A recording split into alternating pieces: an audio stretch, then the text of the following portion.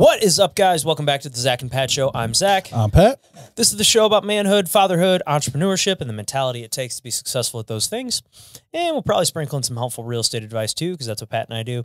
You know, guys, life can be tough. We can go through some things and struggle at times, but this is the show to let you know that you're not alone. So if you're someone out there going through any of these things, this is the show for you. All right, guys, let's talk about something we all need. High quality, comfortable, stylish clothing that actually holds up in real life. Whether you're grinding at work, hitting the gym, or just hanging out, the Normal brand has you covered. I've been rocking their gear, and let me tell you, it's not your average clothing line. They've nailed it perfect with the perfect blend of durability, comfort, style, whether it's a go-to rugged Henley, a hoodie, a button-down that doesn't make you feel like a stiff, the Normal brand is where it's at. The best part is you can support the show while upgrading your wardrobe. Just hit the link in the description below. Check out their collection. Trust me, once you try it, you'll wonder why you didn't do it sooner. The Normal brand. Made for real life, built to last. Now go check them out. Shout out to our friends over at Captain Beard Co. Guys, if you are looking for beard care products, shampoo, conditioner, body wash, give Captain Beard Co. a try. They have this unbelievable beard butter, balm, oils, and then it smells amazing. Ladies, if you're looking for something for your men as a gift to help with their grooming, check them out. Also, if you guys are looking to just set the mood one night, candles, unbelievably smelling candles, made with all natural ingredients here locally to St. Louis. Give them a shot. Also, while you're there, use the promo code Zach and Pat for 10% off your purchase. Hey there, guys. I really appreciate you checking out the Zach and Pat Show. If you can obviously tell, we are a newer podcast, but one way we're really trying to grow the show is trying to get up the amount of subscribers we have. So, you know, if you're watching the show and you're getting something out of it, we'd really appreciate it if you could click that subscribe button. That would help us out a ton. Please click that button. And now back to the show. Well, we are, today we're doing one of our duet episodes with just Pat and I. Yeah, but first and foremost, happy birthday, brother. Oh, thank you, thank you. Yeah, so 32. Yeah. Yeah. Zach says we're going to do a question and answer. He's just going to tell us 32 things he's learned in the last 32 years of life. Yeah, we thought about that, and I was like, fuck no, dude. You guys would be bored. We would get bored real quick with that I was one. like, I would run out of shit. Yeah, we'd run out of shit to say after like real 5 or quick. 6. Yeah. I'd like talk about real estate and then my family and jiu-jitsu, and then I'd be like, okay, give us a couple. Give us a couple things you've learned in the 32 years of life. Well, man, I've learned that, man, I just think that this is something we talk about in here all the time, but the consistency, like kind of just no matter what you're doing, whether it's, you know, your work, your family, your fitness, you know, some skill you want to learn, it all comes down to how consistent you are with that thing. Mm-hmm. That's something that, man, we talk about in here all the time, and I think about it all the time. That's definitely something that I kind of preach a lot. So I'll start off with that. Quality over quantity. You know, in pretty much anything, kind of going back to that consistency thing, whether it's, you know, working on quality reps versus, you know, just trying to get something done as fast as you can. Patience, being more patient, like with my kids. And I mean, that's something having kids has really taught me, you know, not immediately reacting the way that I like feel inclined to react about things that, you know, if they do something, you know, that's stupid or something that I just automatically want to like, no, you know, but like taking a second. Okay, it's not the end of the world. He just, you know, dropped a bowl of cereal on the kitchen floor. Like, it's not the end of the world. It's just like a mess I have to clean up. Right. You know, like, it's just like, you know, like stuff like that. What else?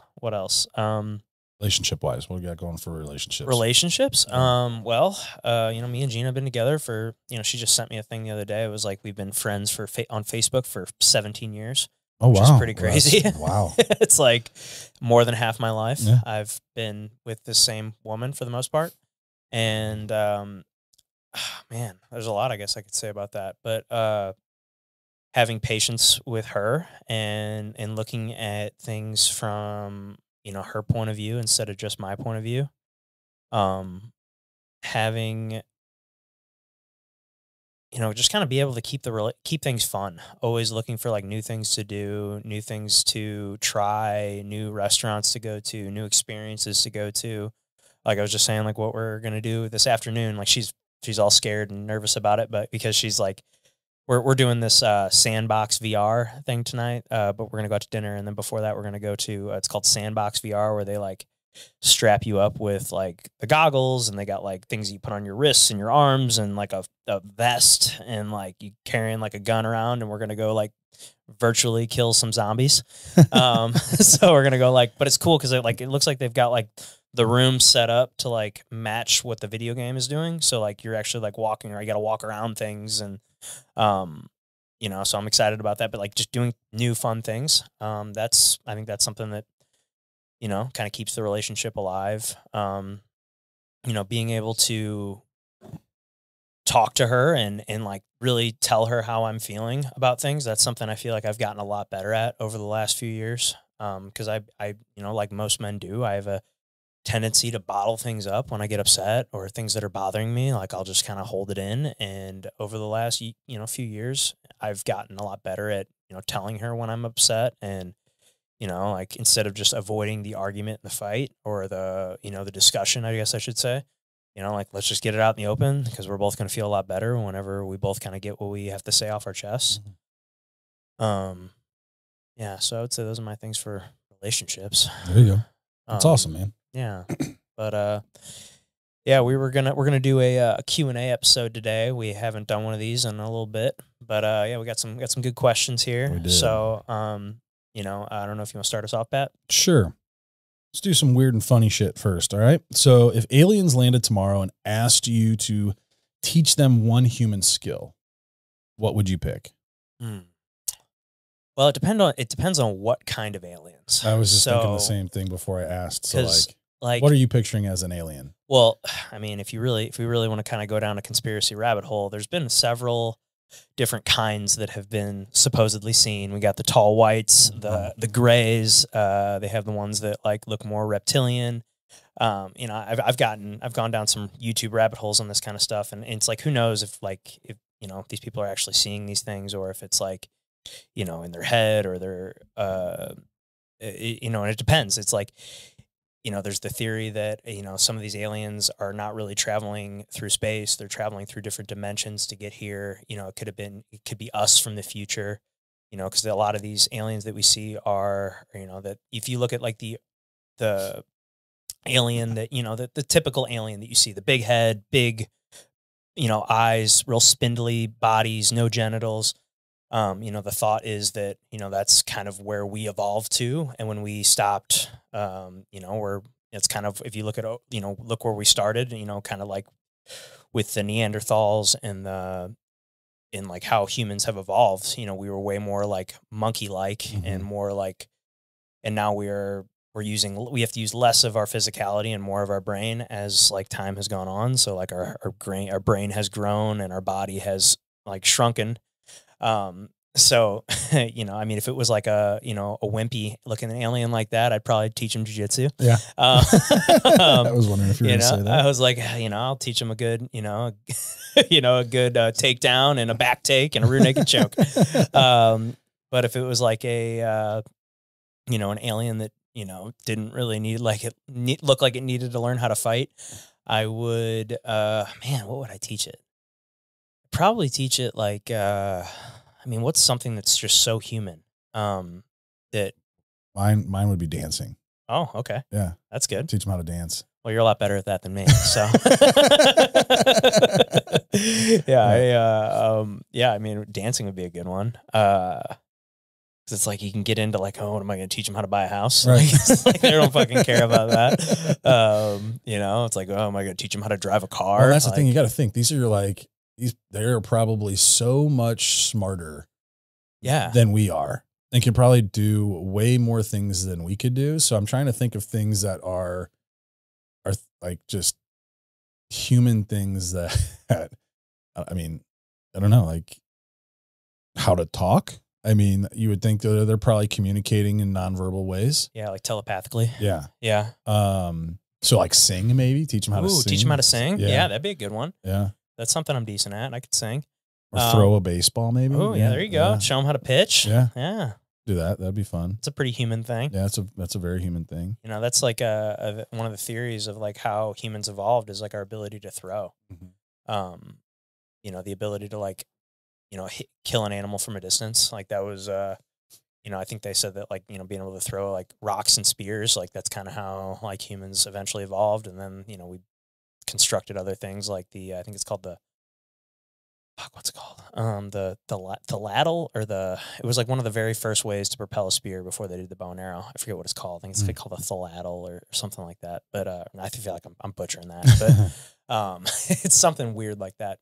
But yeah, that would be a good one. Teach them how to throw a baseball or just how to throw in general. Yeah. So I mean, if it's that alien that it's like my image of an alien in my head. As soon as it says alien, I'm thinking like the big oval head, real skinny body, no genitals. Yeah, show them like how to squat or do a push up. Build that muscle back up. Come on, buddy. Yeah, let's get that Fran time. Yeah, thrusters and pull ups. Go, bitch. Let's see you do a Murph. Let's go. Yeah, dude, I did a half one the other day just for. Boy. Because I mean, we're like, we're not far from. Yeah, we're like a month and a half out from that now. So it's like, we should start doing that. Yeah, I'm gonna start running. That's I've been on this bulking phase since October, and so now, beginning of April, I'm gonna start kind of slimming back down. I'm up about 20 pounds, and I'm gonna start kind of shedding some of the fat and weight I've put on over the last 5 months. So. Yeah, I'm going to start running and getting ready. This is like perfect time to like doing Murph, because it's like all body weight movements and stuff. Because that's one thing, man. Ever since I put on this weight, like, whoo, pull-ups have gotten a lot more difficult for sure. But I also feel pretty strong. But like running in general has my ability, my speed as far as running goes has significantly gone down. And especially with doing it with the vest on, like, whew. Yeah, I got to start really working on that, which I'm excited about because I love Murph. That's like my favorite workout of the year. Yeah, I mean, I'm only going to run what's required of me for CrossFit. So, yeah, 2 miles. 2 miles. Yeah, 2 miles. It's not that bad. Yeah, it's really not. No, and it's broken up. Yes, a mile and a mile. Yeah, I did a half Murph the other day, which is like that's a great way to like kind of like slowly get back into it. Yeah, I mean, my big struggle is, being rather large is pull-ups. Yeah. Yeah. So and I mean, so I'm going to focus on getting those kipping pull-ups down. Dude, the kipping, it's such a help. Yeah. I mean, it really is. There's no way I could do a Murph all strict pull-ups. There's no way. Yeah, unless they're assisted. That's the only way. Yeah. Like I did last year. At that point, I had only been in CrossFit for about 2.5 months. Yeah. So I did a half Murph and did strict pull-ups. Yeah. So. Yeah, this year you're gonna do a full one though. Yeah, yeah, yeah. Minus the weight vest. Yeah, minus weight. Yeah, scaled full Murph. Yeah, but hey, you do the scaled Murph this year, and then maybe by 2026 you're getting yourself a vest, and I've got a vest. You got a vest. I've got it. I just I use it for walking. Yeah. Yeah, I ran enough when it came to baseball that, like I said, I'll run when Rachel tells me I need to run. Yeah. And I'll do what I have to do. Yeah. It's all mental. I mean, it is. It's like, it's not that bad. For 2 miles, it's 100% mental. Any CrossFit workout is mostly mental. Yes. Being able to just push through it. So yeah, not throw up. Yeah. That's it's been a while since I've worked out hard to the point where I throw up. Yeah, I mean, I did it with Bill. Bill made me throw up every fucking time I worked out with him. Every Wednesday that I worked out with Bill was the worst fucking workout because we would do, and it was one thing. It was the sled push because it would be the low, like, so I'd get down real low one way and then high the other way. And I mean, we were doing 40-yard sled pushes down and back. With like at that time I was insanely strong in my lower half. And I think we would load it up with like 4 or 5 45s on each side, on each tall pole. It was fucking a lot. That's a lot of weight. Oh yeah. I every time throw up afterwards. Every fucking time. Damn. Yeah.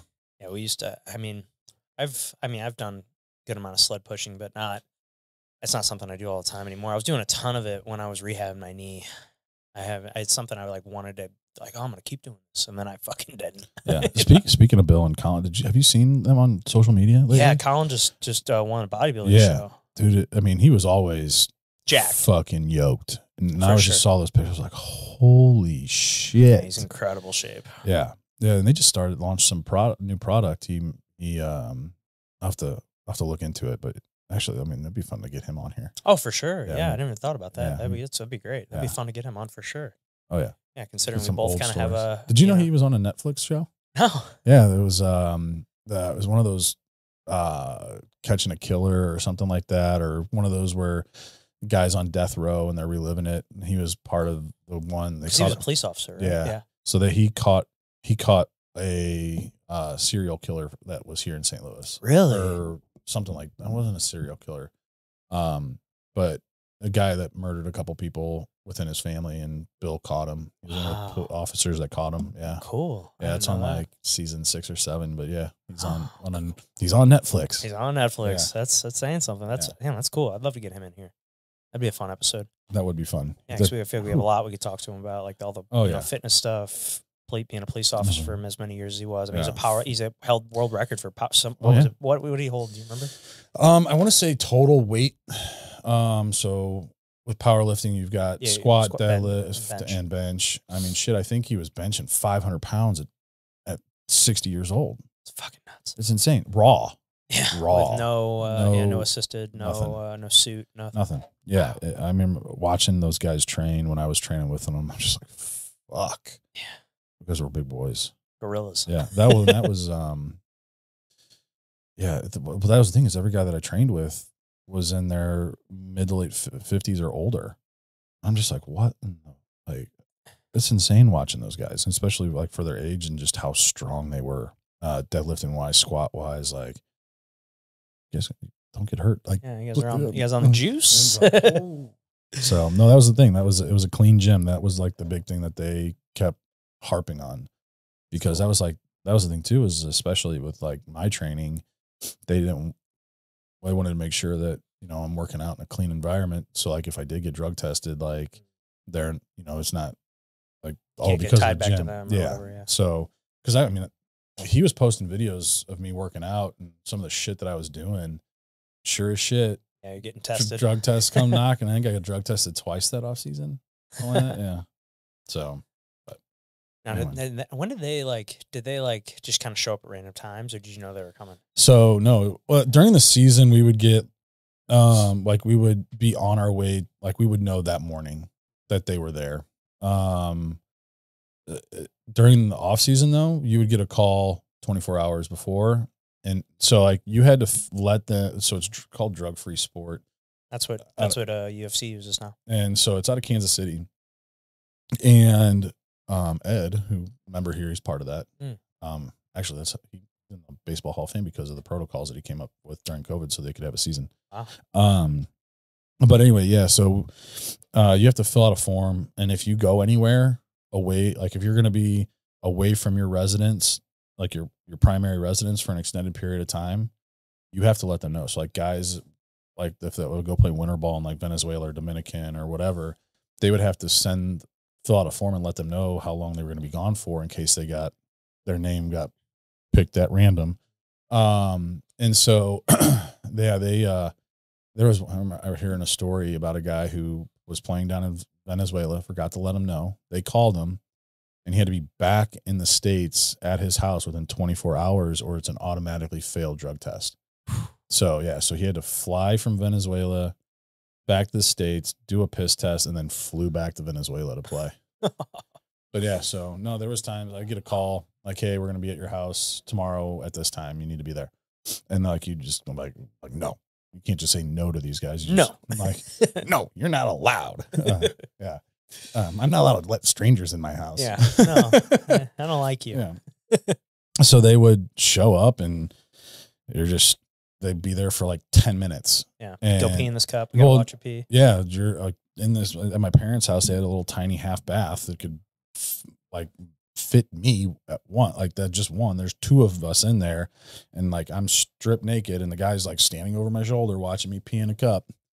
And yeah, it's a very awkward situation. Yeah, it's weird, but yeah, that's how they did it in pro ball. And then like during the season, you would get tested.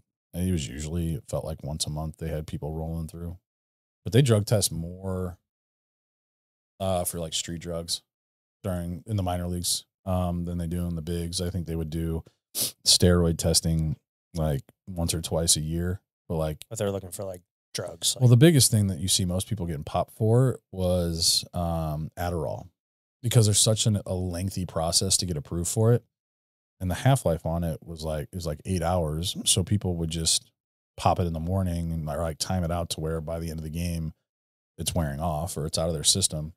And so, yeah, people would just come in, and it's the guys that would just forget and actually like pop one late in the day for the game that would get caught, and it shows up as meth on a drug test. So you hear all these guys getting popped for meth, and it's really just them getting popped for Adderall. Wow. Yeah. Because it's essentially the same thing. Yeah. Yeah. Wow. So, but yeah. Well, I'm going to do our next question here. Yeah. Deep and thought provoking. If you could instantly master any one skill, what would it be? Man, so, you know, I kind of think about a couple different things here. It's like, okay, do I want to like learn something that's just like for fun? Or like, do I want to like learn something that's actually going to like kind of improve my life? Do one of each. Yeah. So if I'm going to just learn something fun, I love skateboarding. That's something that's always been like something I really like. I'm not very good at it, but I really enjoy doing it. And like, just something I've always like just wished I was good at. And like, and would it help my life in any way, shape, or form? Like, other than just like having fun? No. And I'm fucking 32. I probably should grow out of the little skill that I liked when I was like an early teenager. But, you know, after kind of getting back on a skateboard in like the last year and a half, just with my son, you know, scootering around and stuff, I've just been having so much fun, like skating again. Yeah. And just makes me realize how fucking bad I am at it. And like, I can't, if you open up my Instagram or my, you know, my algorithm, a lot of it is skateboard. I just love watching it. It's just like, it's such a hard thing to do. Like if you go and watch, I mean, there's a ton of videos out there, and a lot of them, and I think it kind of like, it shows like how difficult it is they'll show like 10 times of this guy trying this trick, or like, you know, trying to like land this thing.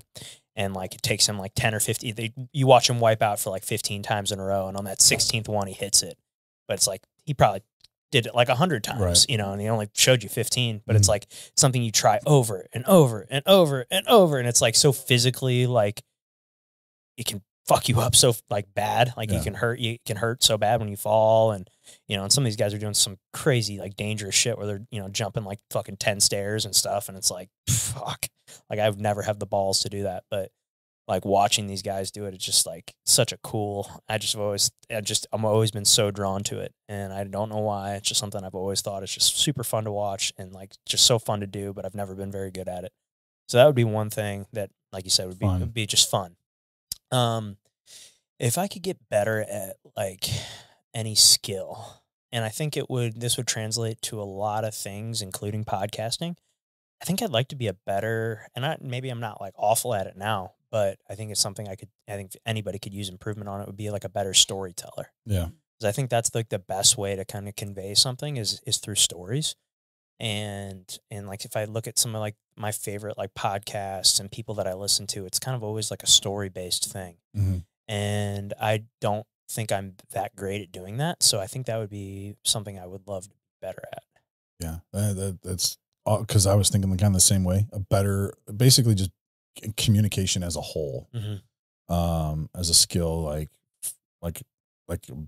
not just a fun skill, but like an important skill. Like I feel like I'm okay at communicating, but I could always be better. Like if I could just master the art of communication in all aspects, like there's so much that you can accomplish through communication that if I could master anything, that would be it. Yeah.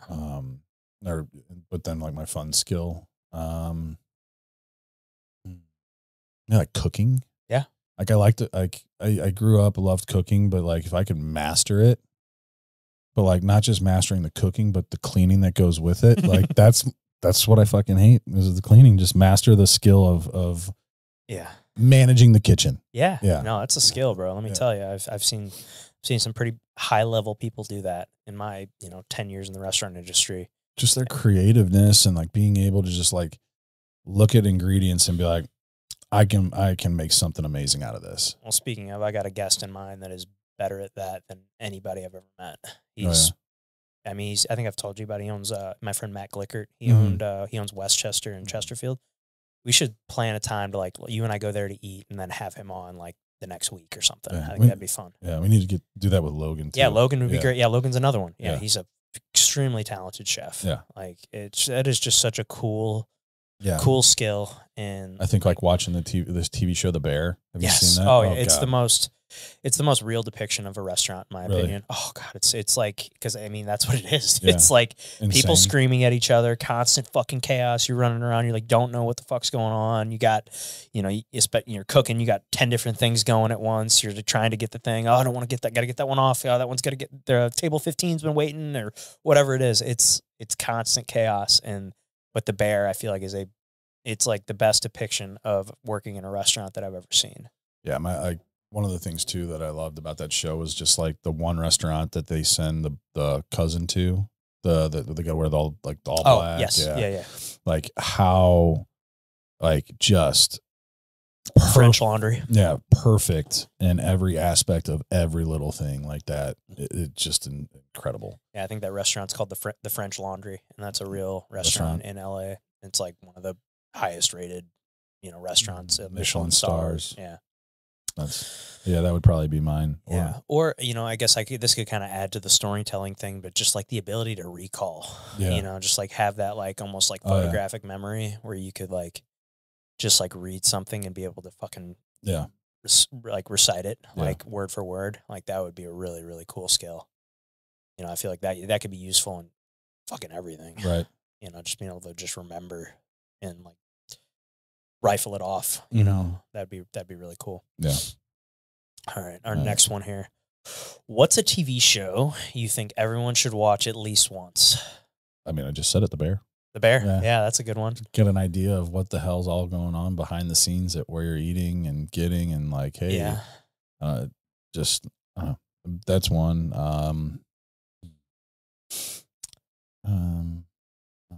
Think about that. I'm like trying to think of some of my favorite shows of all time, and I'm like, it's like, is that one everybody needs to watch?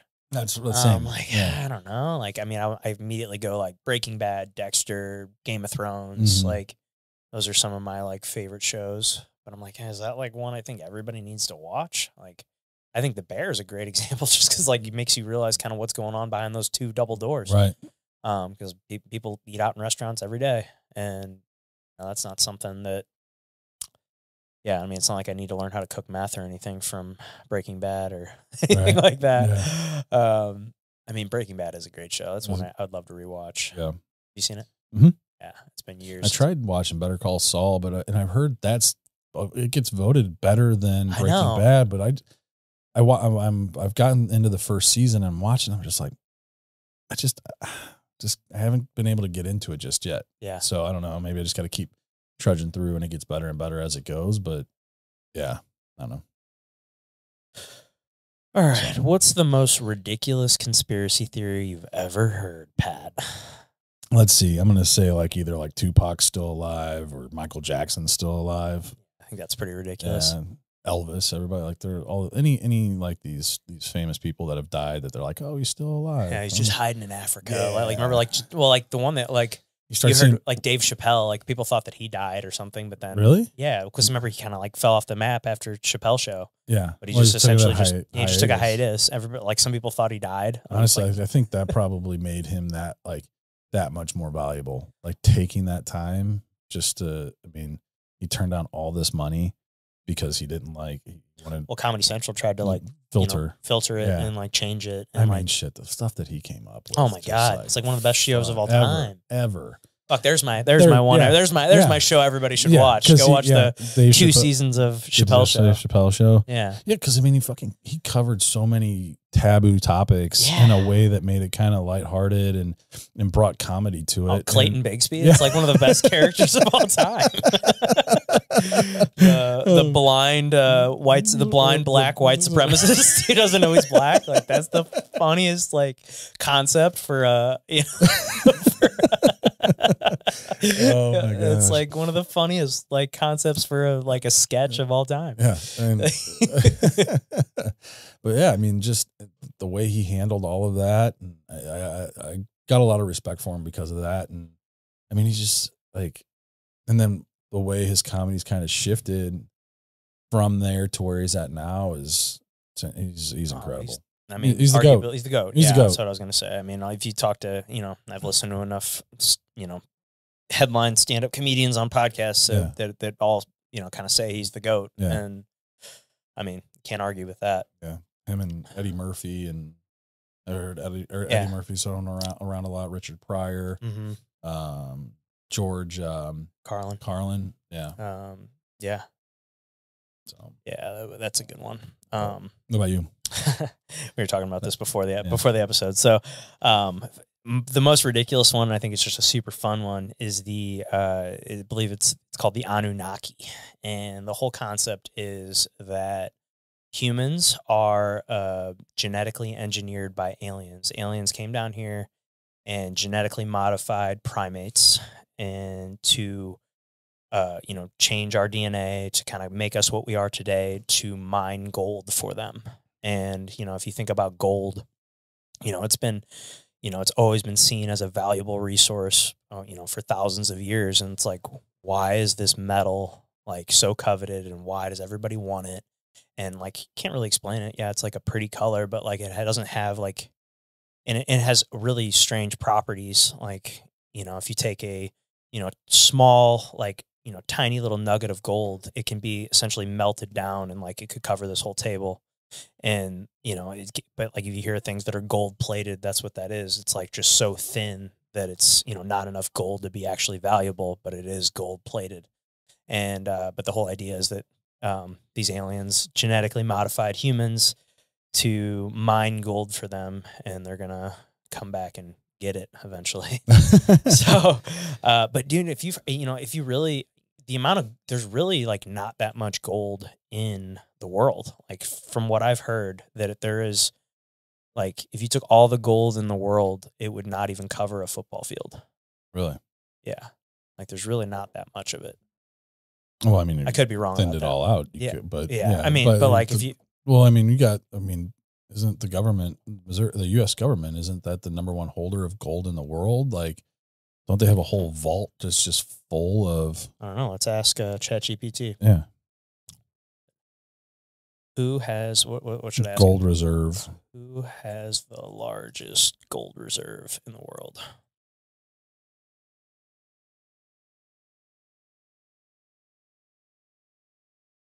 Let's see here.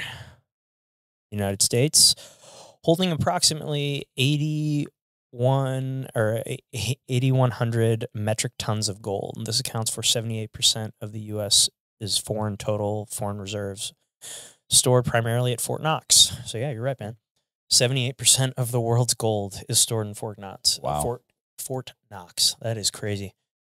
Germany coming in second with 3,300 metric tons, then Italy with 2,400 metric tons, France 2,400, Russia 2,300. That's crazy. That's nuts. But it's really like, I mean, it's not that much if you really like, so in total we're at what here? 1,100, 1,300, 1,500, 1,700 metric tons roughly, maybe 1,800 when I'm rounding up with all the remainder. So it's like 1,800 metric tons of gold, which, I mean, it sounds like a lot, but like if you think of the whole world, right, it's not that much. No. Crazy. That is nuts. But yeah, so maybe the Anunnaki are going to come down here and take all our gold. Well, that's the thing. Like silver's become real popular lately too. So yeah, that's something I don't have. Like I don't have any precious metals personally. Like I don't have any gold. I don't own one thing that's gold. Like the wedding ring. Like I mean, I wear this rubber one all the time. Like I don't even have like even my real one costs like $80. Yeah. Like, it was not like a pricey one. Yeah. Like I never even wear it. When I was married, I got my ring, and the only time I wore it was when I tried it on at the jewelry store. Really? Yeah. I wore rubber rings the rest of the time. Yeah. I heard that, the Jimmy Fallon thing, how he got his finger caught on something. And Degloved. Yeah. Yeah. We were literally talking about that at jiu-jitsu like on Monday because, one of the guys there is a paramedic, and he was saying, I've seen many fingers be degloved from rings. He's like, I've seen it. I can't even count how many times. I've seen it so many times. God, that sounds fucking. It just makes my skin crawl. Could you imagine? Just having the skin completely ripped off. Well, yeah, and then Trevor got. And then he was saying, I was rolling with one guy once who had a shark tooth necklace on. which is like, why? What? You know? What? Yeah, he was like, what would you? The people that wear jewelry while they train jiu-jitsu I don't get that. It's like, dude, just take it off. Yeah. Like, because I'm not going to feel bad about breaking this because this is 100% on you. Yeah. If all of a sudden, I go to reach for your collar or something and I yank your chain you're wearing, I'm like, dude. Well, fuck, you're wearing a shark tooth. You go to jiu-jitsu, you're going to come out looking like you just got attacked by fucking Jaws. But yeah, well, bro, the ground is his ocean. So. Oh my gosh. I mean, good for you for having that confidence. But, yeah. Especially when, you shouldn't have that confidence. Even if you're good, like, don't wear jewelry, and especially not something that could puncture your fucking neck. Right. Like, dude, that's you hit a fucking artery. Like, yeah. You just die in a Monday morning jiu-jitsu class because you're cause of death. Yeah. Shark bite. Yeah. And it's like, but he was at jiu-jitsu. Yeah, exactly. Right. Well, I mean, I can't imagine there should be, all the liability there should be on that guy, like if he really did die. Well, I mean, I think all the liability is on us anyway, but I think we have to sign a waiver for all that stuff. So that's definitely, I would feel terrible if. Oh yeah, if I killed somebody. Yeah. But I'm like. But at the same time, I'd be like, well. He was wearing shouldn't have been wearing it. Yeah. Shouldn't have been standing there. Is it Darwinism? I mean. Survival of the fittest or the smartest. The smartest, yeah. Should have been standing there. Natural selection. Hey, fuck. But actually, I got one more. Okay. What is the weirdest place you've ever changed a diaper? Weirdest place I've ever changed a diaper. This was a question I got, and I'm like, oh, I don't even know, man. I mean, I haven't really done it in that many weird places. Yeah. Just like maybe like the zoo. The zoo, yeah. I've done it at the zoo. Yeah. I've done it on the back, the tailgate of my truck many times. It's Forest Park. There's bathrooms everywhere for. Yeah, it's like I feel like it's never that hard. Yeah. Like I've never struggled in finding a place. Right. And if not, you just go to your fucking car. Yeah. Yeah. I mean, travel wise, did we ever go anywhere traveling? The beach. I think we changed a couple diapers at the beach before. That's tricky. Yeah. Yeah. Sand. Yeah. Yeah. You never want to. Yeah. I guess I've changed a diaper at the beach before, but yeah, it was just like on a blanket, and trying to keep the sand away from them. But I mean, you can only do so much there. Right. It's not like you're going to fucking weird and crazy places with a baby that can shit himself. You're going to, you're going to do things, but it's not like you're going to put yourself in strange situations. Yeah. Places. Ooh, I got another one. Or maybe this isn't really a question, but this is just like a topic that Gina and I were talking about last night, and it got me really thinking. And I'm like, fuck, it's a weird one. What are your thoughts on your kids and sleepovers? Because that was something I did a ton as a kid. I always slept at my friends' houses, but like Gina and her friend were talking about how they believe that is going to go away with like our generation because of like, all the fucking creepers out there, and like just like how she's like, you always hear all these stories of these things that happen at sleepovers, and I'm like, well, you think about like I had some of like my best memories are like from sleepovers. I used to sleep over at my friends' houses like every weekend. Yeah, and she's saying how like that might be something that like goes away with, and I'm like, I don't know. I don't either, especially like if you know the parents and you know the kid and things like that. Like, sure, people can hide certain things, but at the same time, like, I'm hoping that I'm instilling the right, like my kids trust me enough to be like, hey, this happened, or this is, or, right. Like you hear those like having keywords or something like that, where it's like, all you gotta do is like send a text saying like your keyword, and then I'm calling and be like, hey, you need to get home right now. You didn't do so and so. So like your kid doesn't feel awkward like leaving or trying, like if they don't feel comfortable in a situation, you can have that keyword. I forget what the video that I saw of it was that made me gonna start implementing this, but the kid just sent his mom a text with the word, and then the mom called the house or called his phone, was like, all right, I'm coming to pick you up.